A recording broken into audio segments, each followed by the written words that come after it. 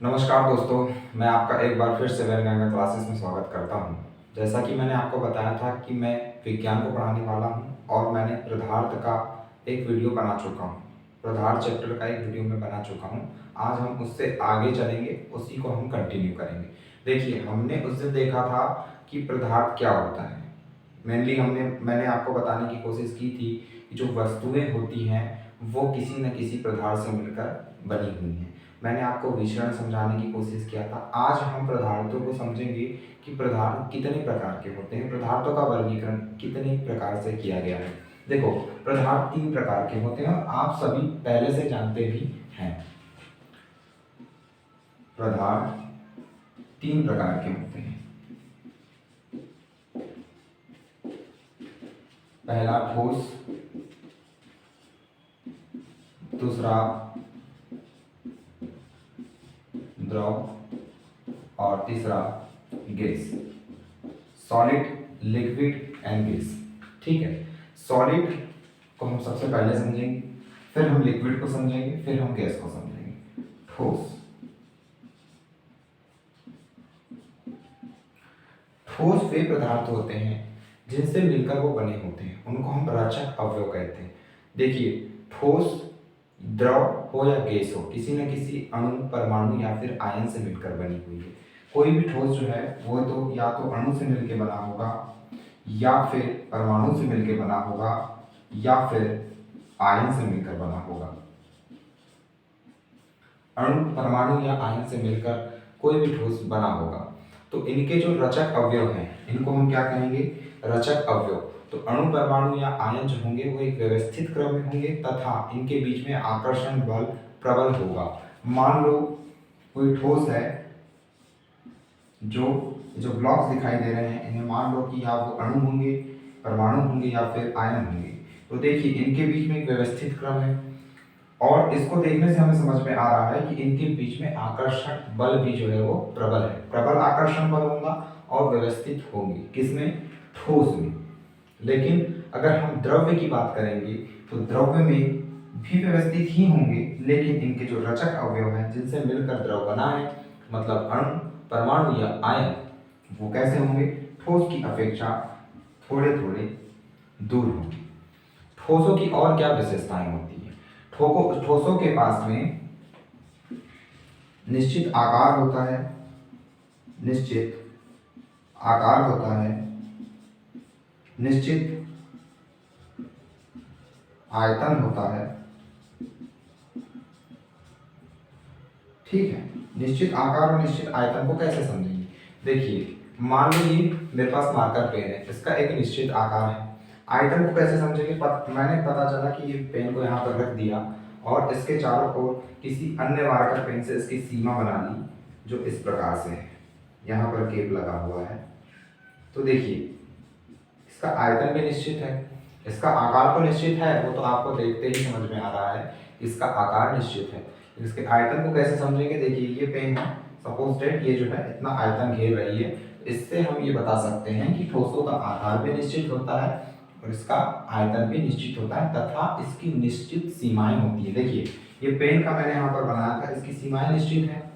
तो ठोसों में क्या होता है? निश्चित आकार होता है, निश्चित आयतन होता है तथा निश्चित सीमाएं होती हैं। ये सब ठोस की प्रॉपर्टीज हैं या फिर ठोस के गुण हैं। तो द्रव क्या होगा?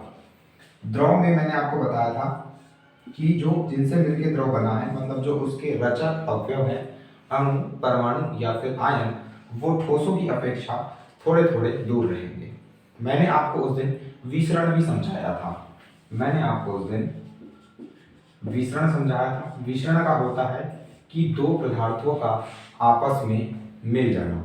क्या दो ठोस आपस में मिल सकते हैं? जैसे कि ये एक मार्कर पेन है और ये दूसरी मार्कर पेन है, मैं इन्हें कितना भी विसरण करने की कोशिश करूं, ये आपस में नहीं मिल सकते। आप शक्कर को और नमक को आपस में मिलाकर देखिए, शक्कर और नमक कभी भी आपस में नहीं मिलेंगे। इसका मतलब है कि ठोसों में विसरण का गुण नहीं पाया जाता। इतनी बात समझ में आ गई। अब हम समझेंगे द्रव क्या होते हैं।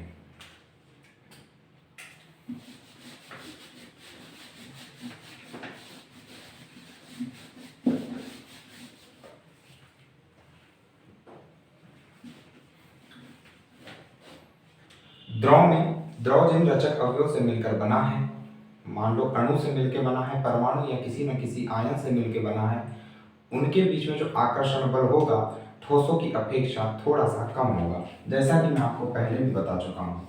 मान लो ये कोई रचक कण है, अणु होंगे, परमाणु होंगे या फिर आयन होंगे। समझाने के लिए मैं केवल बॉक्स के रूप में रह रहा हूँ, एक्चुअल में ऐसे नहीं होते हैं। तो ठोसों की अपेक्षा थोड़े थोड़े दूर होंगे और क्या होगा, इनके बीच में जो आकर्षण बल है वो ठोसों की अपेक्षा थोड़ा सा कम होगा। और द्रव में एक मोस्ट इम्पॉर्टेंट प्रॉपर्टी होती है कि इनमें बहाव होता है, इनमें बहने का गुण होता है। तो ये किसी भी फर्श पर अगर आपने एक गिलास पानी लेकर किसी फर्श पर डाल दिया तो पानी बहने लगेगा। इससे हम समझ सकते हैं कि द्रव में बहने का गुण होता है। दूसरी बात है विसरण। क्या विसरण होता है द्रव में? बिल्कुल होता है। आप दो द्रव को या दो लिक्विड को आपस में मिला सकते हैं क्योंकि उनमें विसरण का गुण होता है। जो जलीय जीव होते हैं, जलीय जीव पानी में होते हैं, जैसे आप मछली की बात कर लीजिए, आप केकड़े की बात कर लीजिए, आप कछुए की बात कर लीजिए। जितने भी जलीय जीव होते हैं वो फेफड़े से सांस लेते हैं, पहली बात तो, और रहते हैं जल में और वायुमंडलीय ऑक्सीजन से वो सांस लेते हैं या फिर ऑक्सीजन लेते हैं। तो जब तक अगर लिक्विड में या फिर द्रव में गैस घुलेगी ही नहीं, O2 घुलेगा ही नहीं, तो ये जलीय जीव कैसे सांस ले पाएंगे? तो इससे हमें समझ में आता है कि द्रव का किसमें विसरण है, ये गैस में विसरण है। गैस का किसमें विसरण है? द्रव में विसरण है। दो द्रव को भी आपस में मिलाया जा सकता है। आप ऐसा प्रयोग करके भी देख सकते हैं। तो अलग अलग प्रकार के द्रव को आप आपस में मिला सकते हैं। तो द्रव में विसरण का गुण पाया जाता है जो कि ठोस पदार्थों में नहीं पाया जाता था। द्रव में बहने की प्रवृत्ति होती है। इसके बाद देखेंगे कि गैस क्या होती है। पदार्थ के तीन प्रकारों में हमने ठोस को और द्रव को बखूबी समझ चुके हैं। अब हम देखते हैं गैस क्या होती है। गैस में फॉर एग्जांपल O2 और CO2। गैस जिस भी रचक अवयव से मिलकर बनी हुई है, यहाँ पर देखिए O2 किससे मिलकर बनी हुई है? दो ऑक्सीजन से मिलकर बनी हुई है। कार्बन डाइऑक्साइड कार्बन के एक एटम और ऑक्सीजन के दो एटम से मिलकर बनी हुई है। तो इनके जो रचक अवयव होंगे वो काफी दूर दूर होंगे, उनके बीच में आकर्षण बल भी बहुत कम होगा। लेकिन गैस में विसरण जो होता है वो सबसे ज्यादा पाया जाता है क्योंकि दो गैसों को आपस में मिलाना बहुत आसान होता है और गैस में संपीड़न का गुण भी पाया जाता है। संपीड़न का गुण कैसे समझेंगे आप? कि गैस को हम दबा सकते हैं। बहुत सारी गैस को छोटे छोटे सिलेंडर्स में ला सकते हैं। आगामी समय में अभी आपने कुछ ही दिनों पहले देखा होगा ऑक्सीजन की बहुत मारामार हो चुकी थी और ऑक्सीजनों को हम मेनली सिलेंडर में लाते हैं।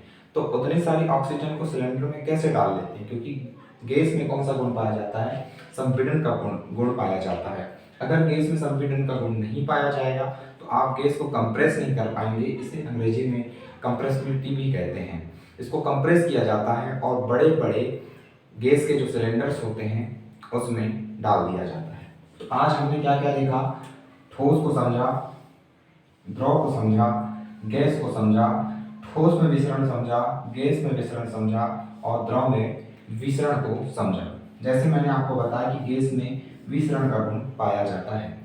द्रव में कोई गैस विसरण का गुण दिखा सकती है, किसी गैस में कोई द्रव विसरण का गुण दिखा सकता है और द्रव भी विसरण का गुण दिखा सकते हैं। दो द्रवों को आपस में मिलाया जा सकता है। किसी द्रव में किसी गैस को मिलाया जा सकता है, किसी गैस में किसी द्रव को भी मिलाया जा सकता है। विसरण क्यों दिखाया जाता है मैंने आपको पिछली कक्षा में भी बताया था, लेकिन एक बार फिर से यहाँ रिकेप करने के लिए मैं आपको बताता हूँ। क्योंकि ये जो गैस है, गैस के अणु, परमाणु या आयन जिससे मिलकर वो गैस बनी हुई है, उनके बीच में एक रिक्त स्थान होता है जो मैं आपको पिछली कक्षाओं में बता चुका था। इन रिक्त स्थानों की वजह से रिक्त स्थान इनके अभिलाक्षणिक गुणों में आती है। तो इनके रिक्त स्थान है, मान लो ये जो है ये कोई O2 गैस है, O2 गैस के ये अणु, परमाणु या आयन है। इसमें अगर CO2 गैस इनके रिक्त स्थानों में आ जाएगी तो रिक्त स्थानों की वजह से इनमें विसरण का गुण हो जाएगा, या फिर सामान्य भाषा में कहें तो दो गैसों को आपस में मिलाया जा सकता है। तो दोस्तों आज हमने देखा ठोस, द्रव तथा गैस, जो कि पदार्थों के प्रकार में थे।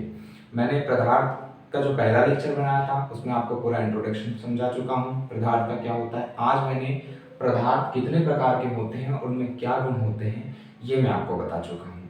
दोस्तों ये जितने भी चीज़ मैं आपको पढ़ा रहा हूँ इन सब का डिस्क्रिप्शन बॉक्स में एक लिंक दिया जाएगा, जिसमें अगर आपको लगता है कि इसकी नोट्स आपके पास होनी चाहिए तो आपको नोट्स प्रोवाइड की जाएगी, तथा हमारा टेलीग्राम चैनल है जिसकी लिंक आपको बायो में मिलेगी, तो आप वहाँ जाकर भी ज्वाइन हो सकते हैं। धन्यवाद। लाइक कीजिए, सब्सक्राइब कीजिए।